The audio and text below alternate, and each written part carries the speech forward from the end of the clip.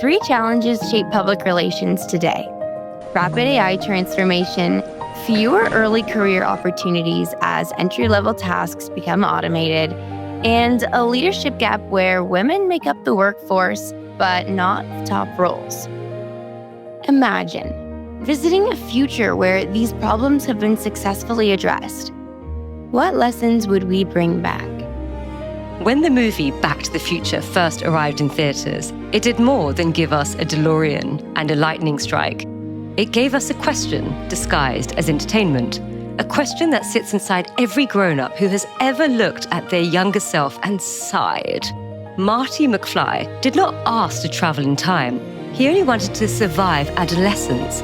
And when he stepped out of that car into 1955, he found himself standing inside a lesson no one escapes. We often tell ourselves that studying the past will help us understand the present. Teachers say it, historians underline it, and our wiser relatives slip into the conversations that we were too young to appreciate at the time. But Back to the Future flipped the question on its head. What if the future could explain the present? What if tomorrow's clarity could reach back and tap us on the shoulder today? Because in that story, Marty does not just pick up clues about his parents. He returns home seeing them differently, quicker to understand their fears, gentler with their choices, wiser about his own. It was not his trip to the past that changed him. It was the way the future reframed everything he thought he already knew. And there is a quiet power in that idea. If we could stand inside tomorrow for even a few minutes, perhaps we would see which habits to keep and which ones are quietly tugging us off course. Perhaps we would look at our work and our relationships with a different kind of patience. Perhaps we would understand that some questions cannot be answered by looking backward, but they can be softened by looking ahead. So it's tempting to wonder what any of us might learn from stepping into our own future, not to rewrite history, but to understand our moment with a clarity that only tomorrow can offer, to see ourselves not as we were, but as we might become. And today, we try exactly that. We step into that idea, into that lens, and ask what the future might reveal about the work we do now. Today, on Stories and Strategies. Great Scott!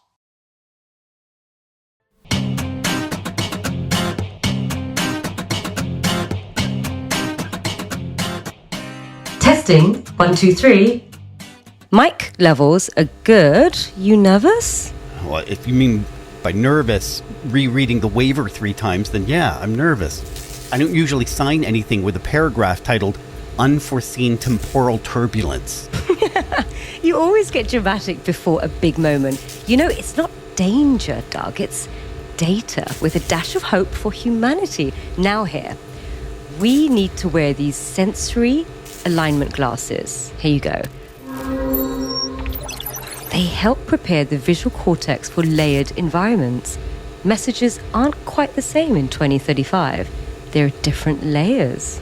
That sounds like a setup for a migraine. Now, remember what they told us. In 2035, you will see more than one kind of message at once. Some are physical, some are ambient signals, some are holographic or mixed reality reflections, and yes, a few are still technically VR, just woven into everyday space. Now, the glasses are going to help your brain sort them instead of crashing into all of it raw. So future-proof bifocals. Think of them as training wheels for whatever we step into.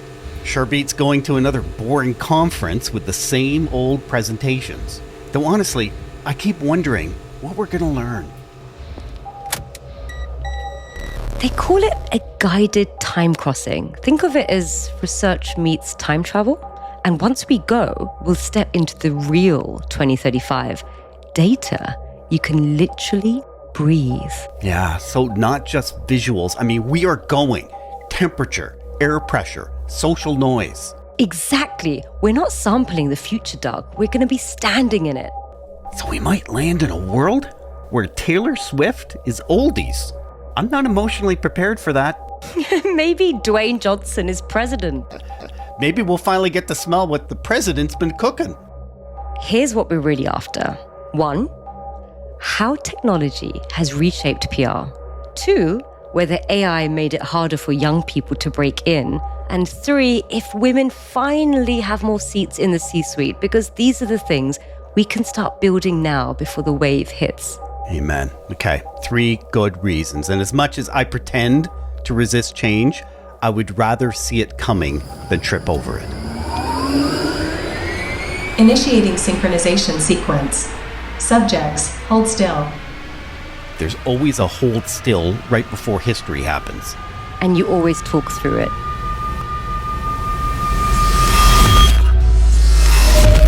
Temporal anchor secured. Arrival confirmed in the year 2035.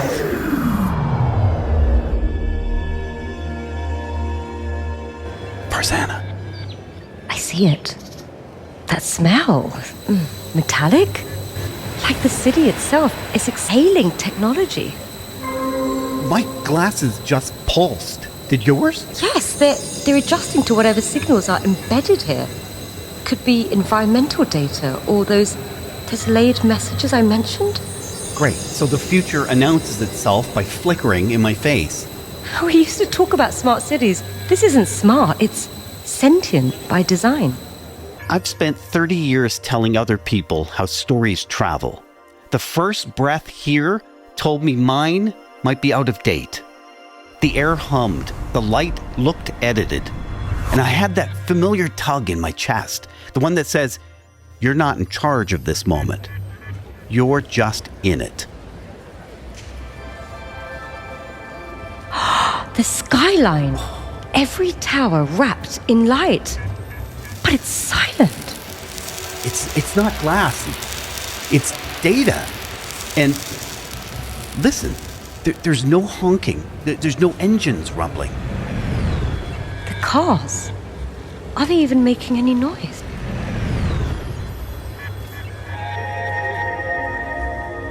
Welcome to 2035. Dog, Farzana. My name's David. You're a projection? Well, a holo relay, yes. My physical body is in Lagos, Nigeria. So you're not actually standing here right now? Well, no. This is my first time chaperoning guests from the past, and my first time doing it as a light cast. Please forgive my flickering. I'm still learning how to stand still when I'm made of photons. We're honored you crossed time and bandwidth for us. Well, happy to do it. Our institute tries to distribute opportunities across regions now. Holographic roles mean big projects aren't limited to people based in the US or UK anymore.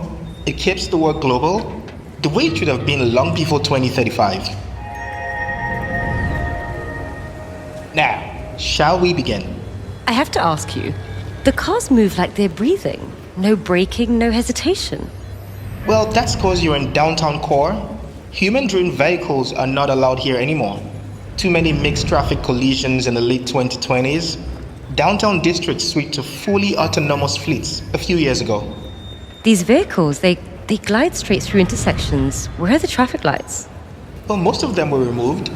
Downtown relies on a coordinated grid. Mass transit and driverless vehicles negotiate movement automatically. It keeps the center quieter and cuts congestion, but not everyone is thrilled about it. So outside the core, everything is still human-driven. Not quite. Vehicle ownership in major cities is dropped to about 50%, but once you leave the metropolitan area, it jumps back up to 80%. And out of there, the old infrastructure is still in full use. Taxi associations, courier drivers, regional transport unions, many of them oppose the downtown automation mandate. Some are still very upset, you know. So the calm is curated, beautiful on the surface, but underneath, the usual human noise, just quieter. That's a very honest version of it.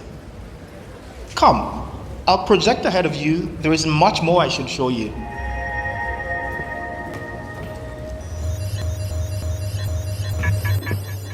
David, what are those flickers at the edge of my vision?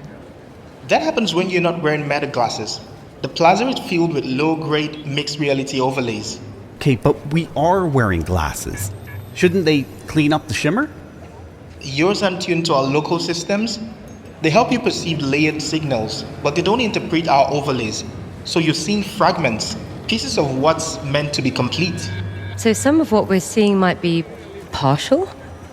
Partial or perfectly accurate. Hard to tell, without a sync to the city grid. Lagos moved to a similar grid last year, still finding its rhythm. Holograms stumble through the overlays sometimes. The city likes to tease us. And those floating shapes, are they ads?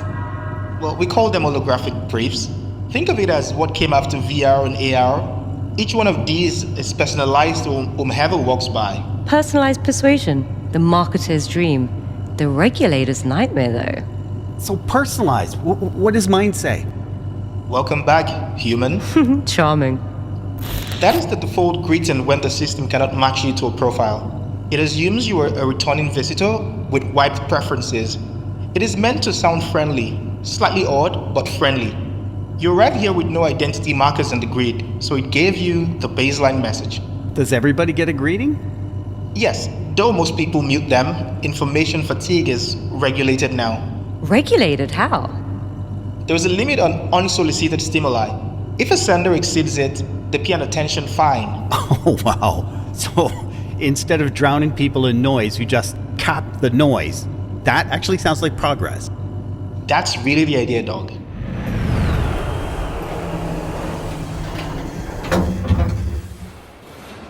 Even the walls look alive. It's a solar film and adaptive lighting. It keeps buildings calmer for people inside. He says that like it's normal. Well, Gallagher's waiting in the main briefing room. He runs proof of truth. In my late 40s, I had made a career on persuasion with conscience. In this building, conscience had a floor plan. And as we walked down that bright hallway, I felt something I had not felt in years. I felt small, but in the best possible way. Well, hey, this is one of our monitoring rooms. My visitor friends from the past, you're going to love this. It's quiet, like on most days, but that's how we know it's working. So I suppose I should tell you a little bit about who I was 10 years ago, back in 2025. I was, like you, a senior director in corporate communications. And as you know, back then, or back now for you, that job was a lot like juggling chainsaws. It was fast, it was furious, and really we didn't have anything to rely on but our own intuition. Wasn't much process, and there was no structure. I remember those chainsaws. Gallagher, from your perspective, what's changed most since our time? That's a great question. I guess the first thing you're going to notice is the quiet. Cities feel calmer, less engine noise. People move through the day just a lot differently. Most people don't own vehicles in the city anymore. You just order one when you need it. No steering wheels, no traffic lights. Everything just negotiates itself. And the work, well, in 2025, we were fighting fires. 2035, we spend more time preventing them, using truth, structure, and a little more humility than our field used to expect.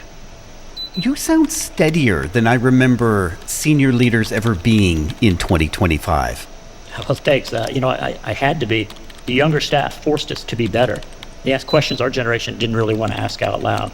We thought our experience should speak for itself, and it should, but only when we give everyone a chance to be heard and to think. Gallagher, can you come to Bay 2? We've got a small hologram slip on the city feed. False charity endorsement. I am running the trace. Oh dear, I'm away. Please excuse me. She sounds young. Young and grounded. That combination is rare in 2025. Yeah. Usually we get one or the other. Patched. The source was a misaligned avatar setting. No malicious intent. I'm restoring the authentic tag now. Was that the city glitching Farzana or our glasses again? Let's hope it's the city. If it's the glasses, we're experiencing the future through a cracked window. Splendid work, Emily. Thank you. Hello. You must be the visitors. We are, and you must be Emily. Yes. I started 6 weeks ago. Still getting used to being in a building where someone from 2025 might walk past the coffee machine. Emily, what did you study to get into this field? I mean, you sound incredibly prepared. Communications. Same as you 10 years ago. But I was 14 in 2025. I remember the way everyone talked about AI, like it was magic and doom at the same time. By the time I reached post-secondary school, the programs shifted. I studied behavioral sciences because understanding how people react matters more than ever. And I trained as a prompt engineer, not just asking questions, but guiding systems to understand human nuance. So entry-level PR has evolved from crafting messages to decoding meaning. Less copywriting, more conscience. No, it's more like being a bridge. AI drafts material, but we guide tone. We watch for bias, we spot emotional pressure, we keep it human. We feel like AI is going to make it harder for young people to get jobs. Is that what's happening? Different, not harder. There is pressure, but there is also more clarity and better support. Yeah, young professionals now do a lot fewer repetitive tasks and more judgment work, which means that we more senior people need to really give them true mentorship, actual structure, and breathing room. Otherwise, the system becomes efficient, but a little less humane.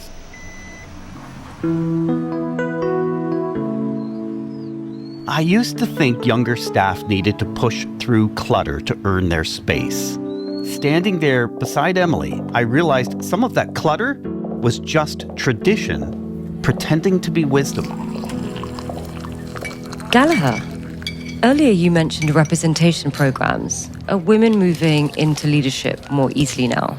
Some progress, yeah, but not nearly enough. Ratios are better than 10 years ago, but they're still not balanced. And when you look closer, the gaps show patterns that we really used to ignore. African American men, LGBTQ communicators, people from outside established schools. Those voices are really still missing from most of the decision rooms. From what Gallagher tells me, companies try to fix everything at once. They pushed hard, sometimes too hard. Young women felt squeezed between being excellent, being mentors, and being symbols. So the numbers moved, but not evenly. That's exactly right, Doug. Smaller steps did work better. Transparency helped. Now we publish leadership parity scores beside transparency scores. If your board does not match your messaging on equity, the signal goes red. If we'd slowed down 10 years ago and built real pathways instead of just symbolic programs, we might have avoided the fatigue people still feel today when equity becomes theater instead of structure. Gallagher, let me ask you something awkward. What about woke? Is everything just more woke now? Because I'm not sure I would really like that, to be honest. Good question, Doug. No, people didn't suddenly agree on values. That never happens. Some did become more aware, while others became more resistant. The difference is we stopped treating it like a culture war and started treating it like an honesty check. So if you claim to stand for something, your structure should show it. If it doesn't, people are definitely going to know, and they're going to respond accordingly. Values don't update like software. Some people change, others don't. That feels uncomfortably honest. It's the only kind that lasts, Farzana. I've spent my career telling women to take their seat at the table. But here, in 2035, they've stopped pretending the seat weighs the same for everyone. When women claim their place, they often carry extra weight. The pressure to represent, to mentor, to model perfection. In 2025, I treated that weight as normal. But here, they name it, they measure it, they fix it. Your window is open, guys. Only a few minutes remain. I'll stay linked in from Lagos until you're through. Go safely. Thank you. I might forget the details, but not the feeling. You know what, Farzana, just take back what's useful and leave the heavy stuff behind. And tell your students someday, be precise, be kind, and do not let the machine do all the listening. Okay, if you could give us one more last insight, what would that be? Well, I think I should probably help you understand why we speak the way we do here in 2035. Back in 2031, we went through something that we're now calling the quiet blackout. At first, we thought it was an attack of some sort, but it turns out there weren't any hackers, there wasn't any big conspiracy, just a number of small AI-generated errors drifting into the official information system everywhere, all at once. So, a school notice with the wrong date, a transit advisory shifted by just a few words, a storm alert phrased in a way that changed the urgency. So it wasn't a single mistake that set off alarms, but a whole passel of them. They caused departments to work from conflicting versions of the truth. When leaders realized that they couldn't trust their own data, everything stopped, literally. The public grew furious, and demanded answers that no one could actually give because there was no one bad actor to point to. No villain. If the crisis had no villain, who did the public blame? They blamed everyone, the platforms, the government. Political parties blamed one another, the media, even the engineers who warned about data drift years earlier. When the truth feels unstable, people reach for the nearest target. We learned that the hard way. That clarity must be built, not just assumed.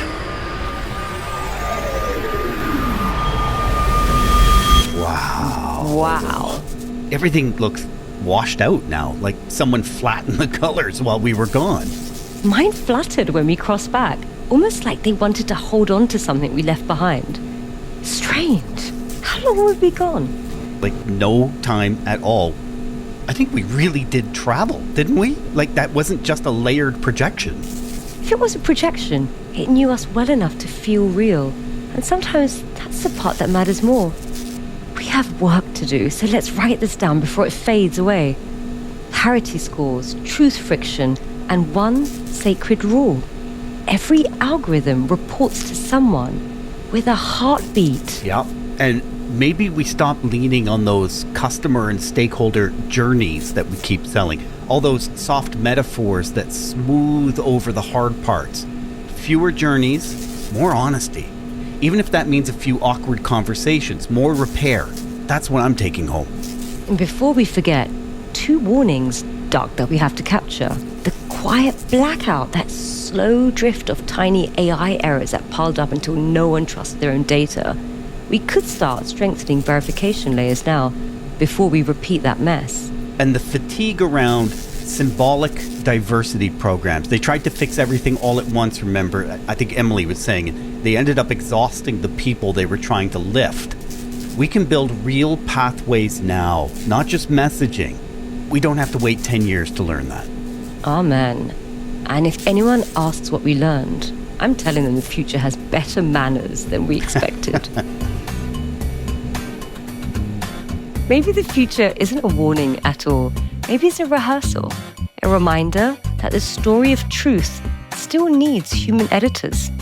And maybe to stop using authentic in every brief.